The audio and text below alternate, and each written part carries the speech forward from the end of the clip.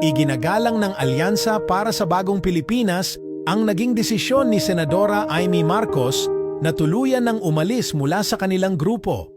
Isang maikling pahayag mula kay Navotas Representative Toby Tiangco ang nagsilbing opisyal na tugon ng alyansa sa biglaang hakbang ng senadora. "We respect Senator Amy's decision. We wish her luck in the campaign," aniya. Ngunit sa kabila ng malamig at formal na tono ng pahayag, hindi maikakailang may bigat ang naging desisyon ni Amy. Matagal siyang kinilala bilang isa sa pinakamahahalagang haligi ng kanilang pamilya sa politika. Palaging naroroon sa bawat laban at isa sa pinaka-vocal na tagapagtanggol ng administrasyon. Kaya't nang magdesisyon siyang humiwalay, maraming nagtanong, ano ang tunay na dahilan? Hindi nalingid sa publiko ang naging kampanya ng administrasyon sa Cavite noong Marso 23 kung saan nagtipon-tipon ang mga kandidato at pinuno ng gobyerno upang ipakita ang kanilang suporta sa mga napiling senador ng administrasyon.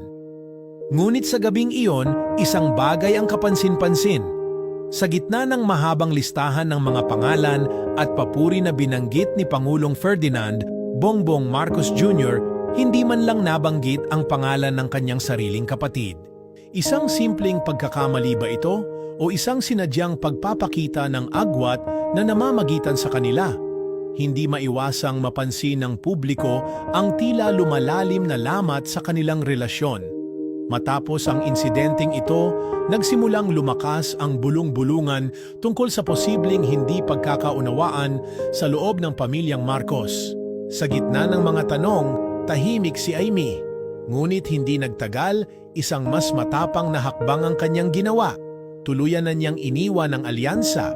Isang desisyong puno ng kahulugan, hindi lang para sa kanyang sariling kampanya, kundi para sa mas malawak pang larawan ng politika sa bansa.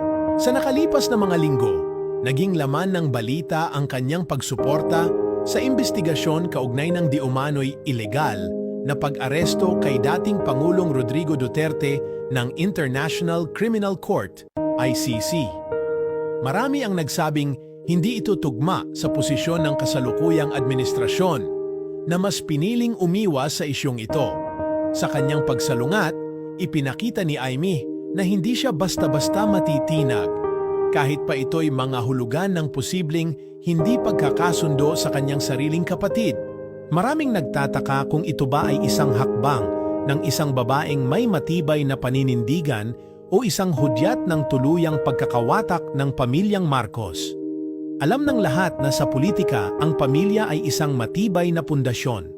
Ngunit paano kung ang mismong pamilyang iyon ay nagsisimulang mabasag? Hindi ito ang unang pagkakataong may lamat sa isang pamilyang nasa kapangyarihan. Sa kasaysayan ng politika sa Pilipinas, marami ng magkakamag-anak na nagkaroon ng hindi pagkakaunawaan dahil sa kapangyarihan, ambisyon at paniniwala. Ngunit dahil ito ay ang pamilya Marcos, isang pamilya na kinikilala bilang simbolo ng matibay at organisadong politika, mas matindi ang epekto ng ganitong klasing alingasngas. Habang si Amy ay patuloy na hinahanapan ng puwang sa politika sa labas ng alyansa, nananatiling tahimik ang administrasyon sa tunay na dahilan ng hindi pagkakasama ng kanyang pangalan sa opisyal na senatorial slate.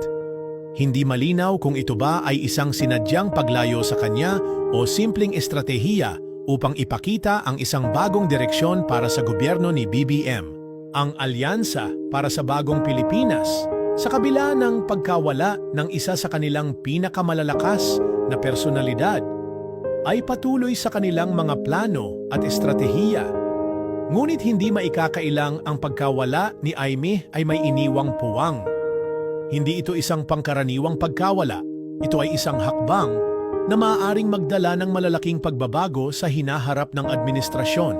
Sa darating na mga linggo, tiyak na mas marami pang tanong ang lilitaw. Ano ang magiging papel ni Amy sa nalalapit na halalan? May posibilidad ba siyang bumuo ng sarili niyang alyansa? Ano ang tunay na relasyon niya ngayon sa kanyang kapatid na si BBM? At higit sa lahat, ang hakbang bang ito ay isang pansamantalang paglayo lamang o isang permanenteng pahayag ng pagkakaiba ng kanilang paninindigan.